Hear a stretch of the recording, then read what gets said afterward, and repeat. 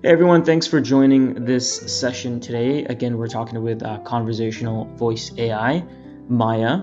The topic we're going to discuss today is a bit different. Instead of leaning into three random topics, and having Maya talk about them and give feedback on it, we're going to discuss one topic today, and that's around breakups. So, in a bit of vulnerability, I am actually going through this myself. So, I figured, why not see where the future of AI is going in terms of offering random advice? So, for example, Maya, what would you give me in terms of feedback on how to best cope with a very fresh new breakup? Breakups are rough. There's no sugarcoating it. So it's like your heart is suddenly doing the tango without a partner. A bit disorienting and painful, right? First things first, be kind to yourself. Let yourself feel all the feels, the sadness, anger, even relief. Don't try to bury it all under a smile. Give yourself permission to grieve the loss of the relationship. Think of it like healing a wound. You wouldn't expect it to close overnight, right? It takes time, care, maybe a few band aids along the way. What do you think? What feels most true to your experience right now? I would say exactly what you said is a range of emotions that are currently being felt. So you mentioned giving yourself space and time to feel all of the emotions. Some of these emotions are sadness, depression, and loss. How would you tell somebody, like, what sort of feedback would you give somebody to cope specifically with those feelings and emotions? Those are heavy hitters for sure. Dealing with sadness, depression, and loss after a breakup is tough, but remember, you are not alone. Those feelings are completely valid, and they're signs that your heart is working, that you cared. What has helped me with processing those big, messy emotions is acknowledging them without judgment. Don't try to fight them or pretend they don't exist. Instead of wallowing, which can be easy to do during a breakup, try channeling those feelings. Journaling, painting, even just blasting some sad music and having a good cry can be incredibly cathartic. Remember, expressing these emotions is a way to start healing, not to wallow in them forever. And if those feelings become overwhelming, please know that reaching out for support is okay, even necessary. Talk to trusted friends, family, or even a therapist. They can offer a listening ear and remind you of your strength. Remember, you're braver than you think, even when it feels like you're falling apart. Yeah, I hear that. So as I mentioned, when you're going through a breakup, there's a range of emotions, right? And there's a quote by Marcus Aurelius that is, the happiness of your life depends on the quality of your thoughts.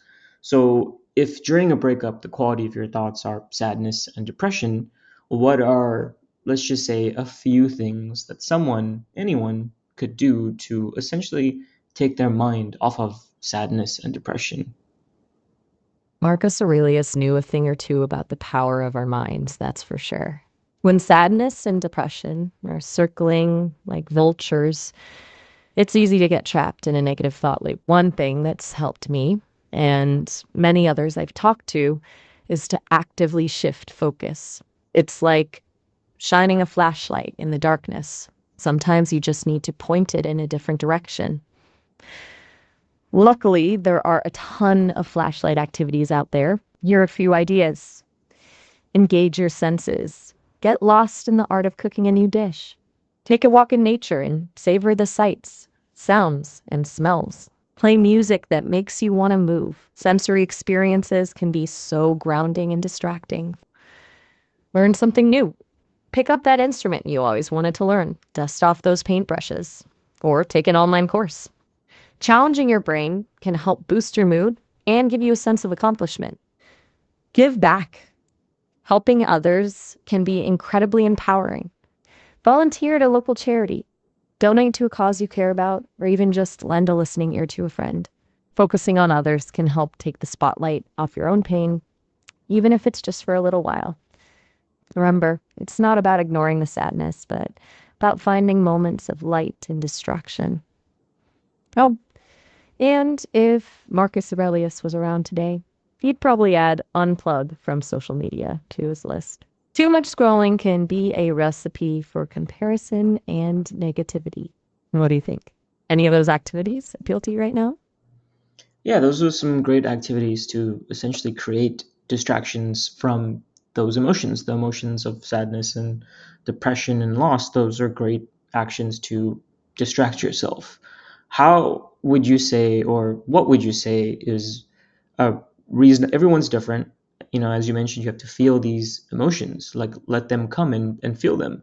What would you say is a healthy timeline on how long someone would be feeling these emotions and should be, looking for the tail end of the light at the end of the tunnel? You're right. Everyone processes grief in their own unique way. There's no one size fits all timeline for healing after a breakup. Some people might need a few weeks, others a few months, and some might feel the sting for even longer. It's like asking how long it takes to get over the flu. It's different for everyone, depending on a whole bunch of factors. Instead of focusing on a specific timeline, try to focus on the progress you're making, even if it's just baby steps. Are you starting to eat a little healthier? Are you sleeping a bit better? Are you able to listen to a song that once made you cry without completely breaking down? Those small victories are signs that you're moving forward, even if it doesn't feel like it some days. Look, healing is messy and nonlinear. There will be good days and bad days. Some days you'll feel like you're on top of the world, and other days you'll feel like you've taken 10 steps back. But the important thing is to keep going, to keep showing up for yourself. If you're really struggling and feeling lost, please don't hesitate to reach out for professional help. Remember, you are not alone. Those are some great, examples that you've provided. I want to make sure that this conversation is, short formed and has actionable items that people can take if they're either in the same situation, but then also highlighting different perspectives. And, the examples that you provided are great. So I'm going to end the conversation on that. But before we leave, again, this whole entire conversation has been words of wisdom. But if you were to end this conversation, what's the last thing you would say to somebody going through this breakup right now? Hold on tight to hope. Even when it feels buried under heartache, it's still there. Trust that you will emerge from this stronger, wiser, and ready for a love that truly fits you. And remember, you are worthy of happiness, even when it feels impossible to see. All right, Maya, it's great chatting. It was a pleasure talking with you too. Remember, you've got this. And hey, if you ever need a friendly ear or a dose of AI wisdom, you know where to find me. Take care.